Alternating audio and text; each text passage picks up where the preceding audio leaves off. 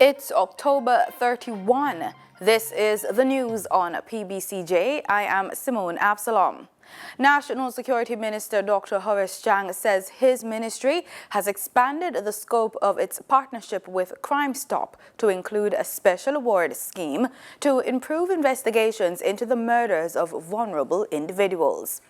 The announcement is among several measures that the government will be implementing in response to the spate of deadly attacks on the nation's children and the elderly. Speaking in the House of Representatives Tuesday afternoon, Dr. Chang said the government is strengthening the legal framework to provide greater protection to children, women, the elderly, and persons with disabilities.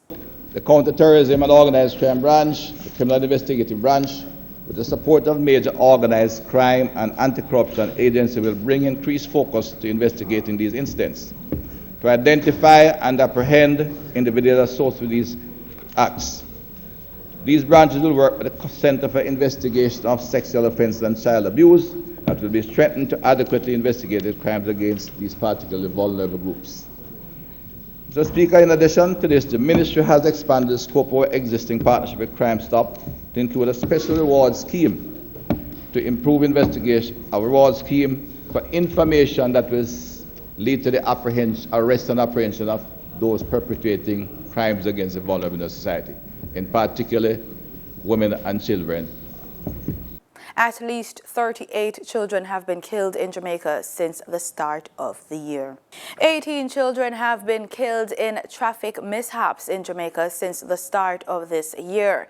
That's according to the Road Safety Unit in the Ministry of Transport. According to Kenute Hare, director of the unit, the investigations revealed many of the children were not wearing protective gear, such as helmets or seatbelts. According to a report on RJR, he said to have said in some cases children had a limb protruding from the vehicle or were injured due to reckless driving by their parents. He beseeched the police to target motor vehicles in this endeavor, to punish the drivers, not only with the Road Traffic Act, but with the Child Care and Protection Act, and send a strong message to parents and guardians who continue to transport children recklessly in the traffic environment. The Andrew Holness administration has made it clear that Jamaica will not support any changes to a United Nations draft resolution to be voted on today that condemns the decades-old economic embargo imposed on Cuba by the United States. And so, Mr. Speaker, we in this Honorable House call upon the United States to comply with the 26 resolutions adopted by the international community within the framework of the United Nations General Assembly, and to put an unconditional end to its policy of blockade. Mr. Speaker, el bloqueo viola el derecho internacional. Es contrario a los propósitos y principios de la Carta de las Naciones Unidas. And that is simply saying, Mr. Speaker, that the blockade violates international law. It is contrary to the purposes and principles of the United Nations Charter. The announcement was made in the Jamaican Parliament just before lawmakers from both sides of the political divide voted unanimously to approve a resolution demanding that the U.S. unilaterally and unconditionally end the embargo. Jamaica's opposition leader, Dr. Peter Phillips, in supporting the resolution, cautioned that the economic sanctions imposed on Cuba should not be seen as abstract development taking place elsewhere in the world. Not only is the Cuban embargo standing as an aberration, so to speak, in the open global trading system, but we are seeing an effort to extend this threat into the global trading system as a whole, with unilateral embargoes being placed and sanctions being placed. on other countries and companies, and which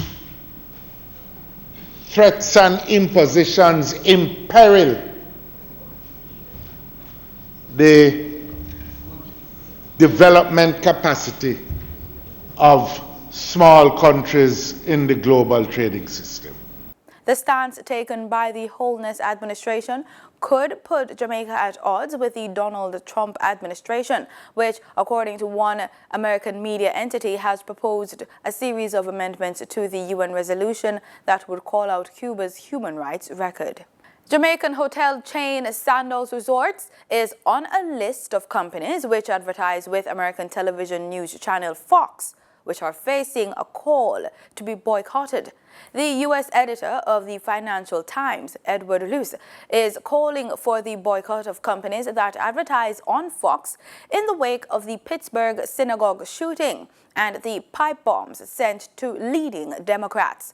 The editor tweeted, quote, "The most effective way Americans can do is boycott companies that advertise on Fox. They bankroll the poison that goes from the studio into Trump's head. The second is vote." End quote.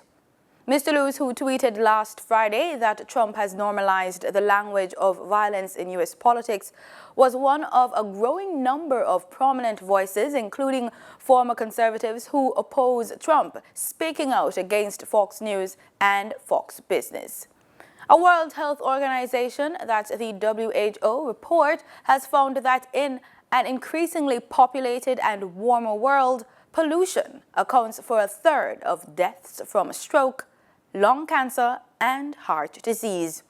Air pollution is a major environment health threat, and children are the most vulnerable to it.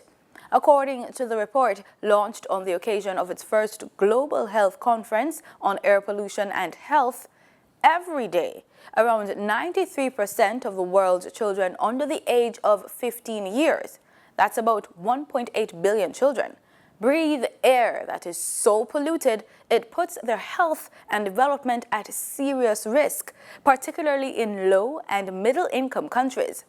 WHO estimates that in 2016, some 600,000 children died from acute lower respiratory infections caused by polluted air. The report reveals as well that pregnant women that are exposed to polluted air are more likely to give birth prematurely and have small, low birth weight children. Newborns and young children are also said to be more susceptible to household air pollution in homes that regularly use polluting fuels and technology for cooking, heating, and lighting. The first Global Health Conference on Air Pollution and Health is being convened at WHO headquarters in Geneva, Switzerland, from October 30 to November 1, under the theme, Improving Air Quality, Combating Climate Change, Saving Lives. In regional news, Haiti has launched a campaign to vaccinate all babies against pneumonia, meningitis, sinusitis, otitis, and sepsis. Health Minister Greta Roy Clement and United States Ambassador to Haiti, Michelle Jean Sisson, participated in the launch of the PCV13 pneumococcal vaccine. Clement said that while in the past, parents had to pay 5,000 guares, which is about 1 cent in US denomination, for the vaccine, from now on it is available free to all babies on the national territory. Divided into 3 doses, the vaccine will be administered to babies before 11 months of age. The first dose at 1.5 months, the second at 2.5 months, and the final dose at 3.5 months.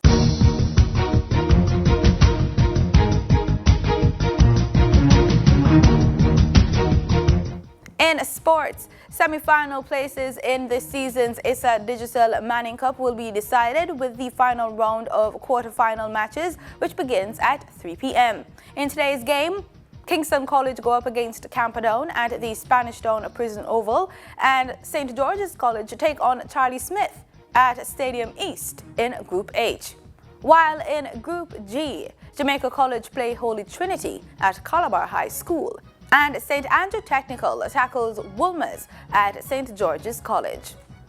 In other sporting news, the Minister of Culture, Gender, Entertainment and Sports, Olivia Grange, says her ministry is working with the Commonwealth Secretariat to develop a program to measure the contribution of sport to Jamaica's development.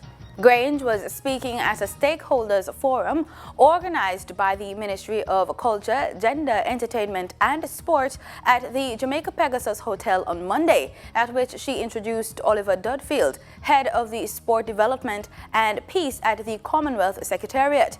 He will lead the revision of the National Sport Policy.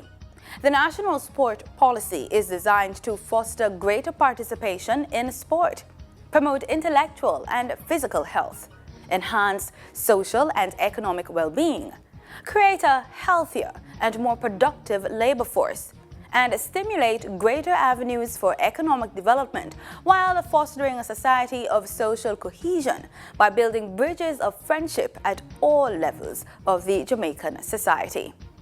The review will focus on sport and non-sport objectives of the policy, which aims to foster national development. And that's the news.